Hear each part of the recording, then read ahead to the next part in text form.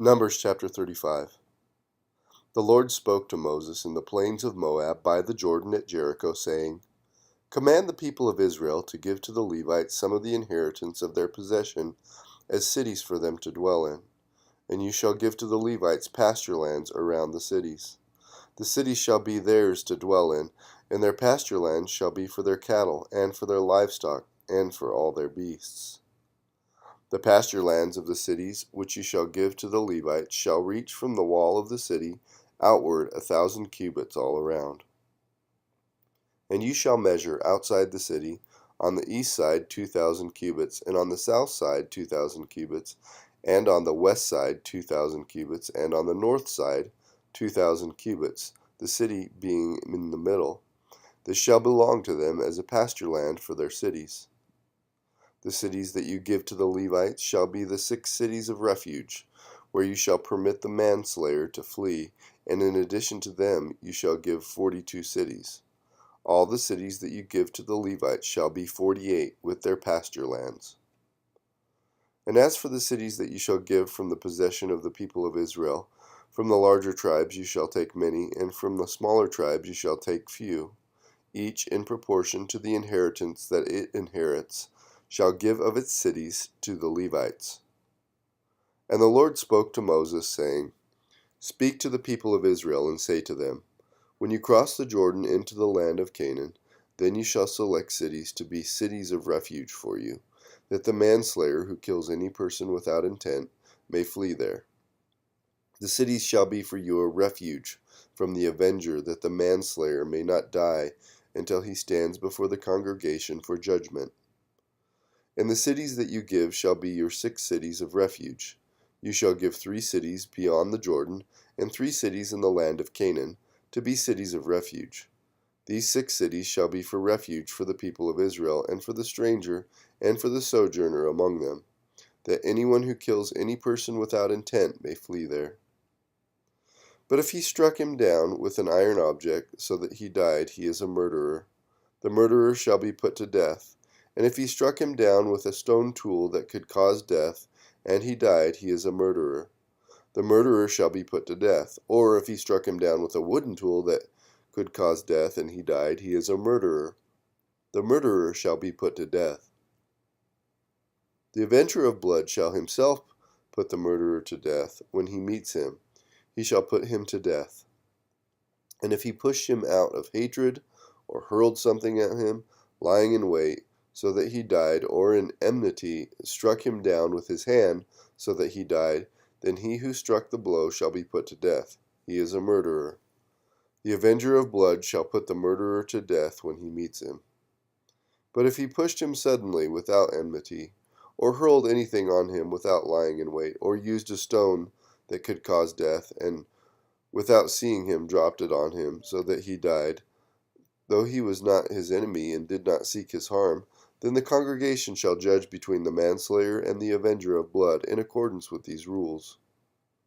And the congregation shall rescue the manslayer from the hand of the avenger of blood, and the congregation shall restore him to his city of refuge to which he had fled, and he shall live in it until the death of the high priest who was anointed with the holy oil. But if the manslayer shall at any time go beyond the boundaries of his city of refuge to which he fled, and the avenger of blood finds him outside the boundaries of his city of refuge, and the avenger of blood kills the manslayer, he shall not be guilty of blood. For he must remain in his city of refuge until the death of the high priest. But after the death of the high priest, the manslayer may return to the land of his possession. And these things shall be for a statute and a rule for you throughout your generations in all your dwelling places. If anyone kills a person, the murderer shall be put to death on the evidence of witnesses. But no person shall be put to death on the testimony of one witness. Moreover, you shall accept no ransom for the life of a murderer who is guilty of death, but he shall be put to death. And you shall accept no ransom for him who has fled to his city of refuge, that he may return to dwell in the land before the death of the high priest. You shall not pollute the land in which you live, for blood pollutes the land, and no atonement can be made for the land for the blood that is shed in it, except by the blood of the one who shed it. You shall not defile the land in which you live, in the midst of which I dwell, for I, the Lord, dwell in the midst of the people of Israel. Numbers chapter 36.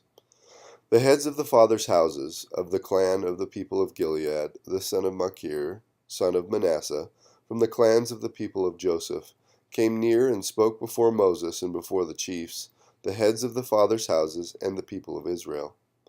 They said, The Lord commanded my Lord to give the land for an inheritance by lot to the people of Israel, and my Lord was commanded by the Lord to give the inheritance of Zelophehad, our brother, to his daughters. But if they are married to any of the sons of the other tribes of the people of Israel, then their inheritance will be taken from the inheritance of our fathers and added to the inheritance of the tribe into which they marry. So it will be taken away from the lot of our inheritance.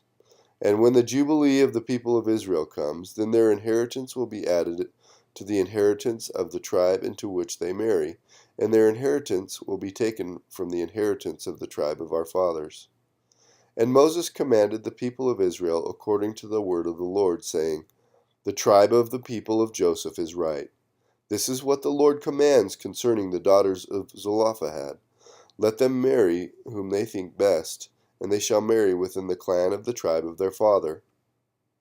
The inheritance of the people of Israel shall not be transferred from one tribe to another, for every one of the people of Israel shall hold on to the inheritance of the tribe of his fathers. And every daughter who possesses an inheritance in any tribe of the people of Israel shall be wife to one of the clan of the tribe of her father, so that every one of the people of Israel may possess the inheritance of his fathers. So no inheritance shall be transferred from one tribe to another, for each of the tribes of the people of Israel shall hold its own inheritance. The daughters of Zelophehad did as the Lord commanded Moses. For Malha, Tirzah, Hoglah, Milcah, and Noah, the daughters of Zelophehad, were married to sons of their father's brothers. They were married into the clans of the people of Manasseh the son of Joseph, and their inheritance remained in the tribe of their father's clan. These are the commandments and the rules that the Lord commanded through Moses to the people of Israel in the plains of Moab by the Jordan at Jericho. Psalm 52.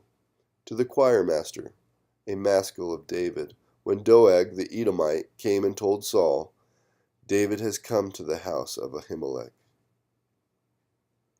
Why do you boast of evil, O mighty man? The steadfast love of God endures all the day. Your tongue plots destruction. Like a sharp razor, you work of deceit. You love evil more than good, and lying more than speaking what is right. Selah. You love all words that devour, O deceitful tongue. But God will break you down forever. He will snatch and tear you from your tent. He will uproot you from the land of the living. Selah.